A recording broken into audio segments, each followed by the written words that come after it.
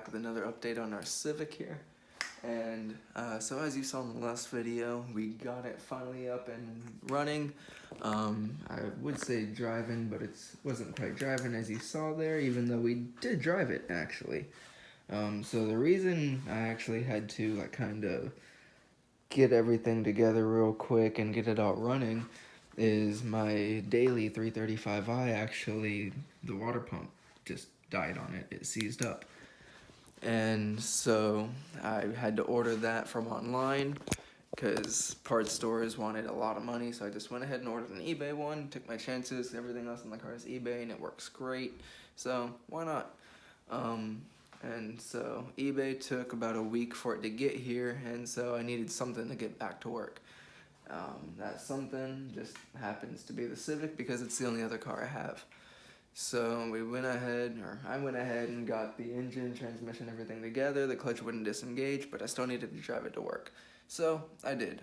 The maiden voyage, I had to drive it to work. The only problem we had was, I'll show you guys here, the throttle position sensor was pressed up against our fuel filter.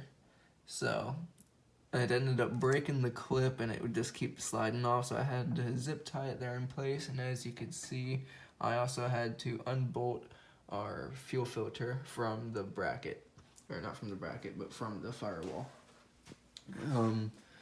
in order to just clearance it and make enough room in order to have everything there, because I accidentally left a few bolts off the T-bracket, so the motor is tilted backwards a little bit. My fault, but it's whatever.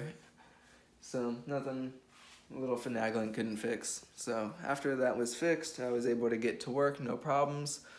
Made it all the way there, half hour there, half hour back, absolutely no problems. The only thing is, like I said, the clutch didn't disengage. So every time I had to come to a complete stop at a red light or anything like that, to turn the car off, stick it in first gear, crank the car over till it would finally turn on, and I was moving a little bit, and then I could take off and be on my way.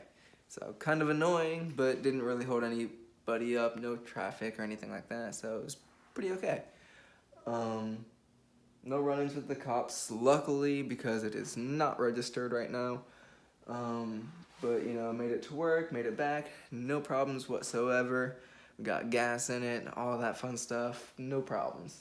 And then yesterday, actually, I was going to my buddy's house because he needed help with his 9th gen Civic Si. And on the way over there, I ended up losing a crank pulley bolt. The car just shut off on me, didn't know what was going on, coasted to a complete stop, tried to crank it over, wouldn't start. The starter actually wasn't even engaging anything, nothing was turning over, it wasn't sticking out all the way. But luckily, since it wasn't sticking out all the way, it didn't crank the engine over and possibly cause more damage because, well, crank pulley bolt. So the reason why it turned off is probably because it jumped timing. I haven't pulled the timing belt cover off yet or anything like that to check and see where everything is. Ooh, it is way off. Yeah, I can see that already. It is way off. Uh-oh. Alright, just so you guys can see here. So, see the timing marks. Both cams looking straight down pretty much. Well, if you look down here, can't really see. Oh, there you go. The crank gear. See, it's like in the upper right hand corner there. That's not good. It's supposed to be like straight down pretty much. So it's like 120 degrees out or so. That is not good at all. Hopefully we didn't damage anything. We're gonna have to get it all lined back up, do a compression test. But we got our work cut out for us, guys. We gotta hope and pray nothing's damaged up top. So we're gonna crank it back over. We're probably gonna just go ahead and take the engine out to retime it. It's just way easier that way. At the same time, just take the transmission off with it. Take it out through the top, that way we can go ahead and take the trans off, get the pressure plate and the clutch off, realign it, because I'm pretty sure that's why it's not disengaging, or yeah, not disengaging, said that right? So I'm pretty sure that's why it's staying applied, we'll say that, and just readjust it, put it back together, everything should be good to go.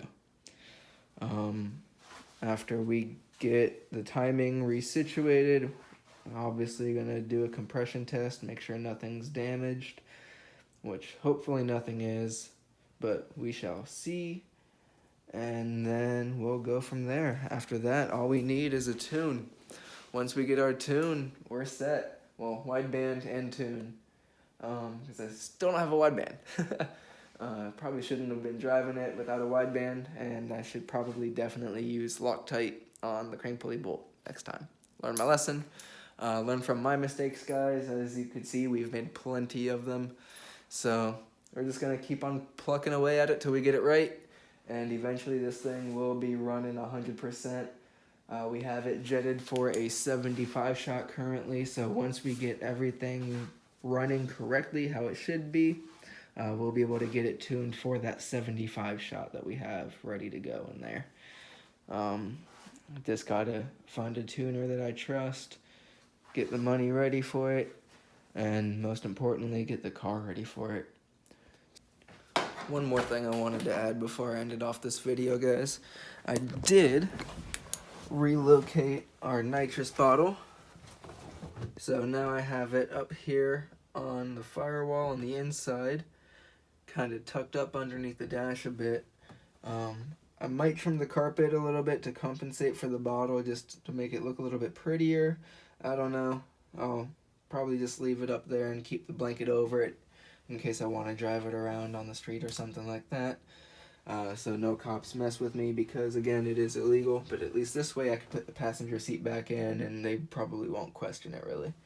And also, I'll have a way easier time getting into the track because they probably won't pop the hood. And as long as they see the passenger seat in here, they probably won't even see the battery not tied down very well, at least with the bungee cords anyway.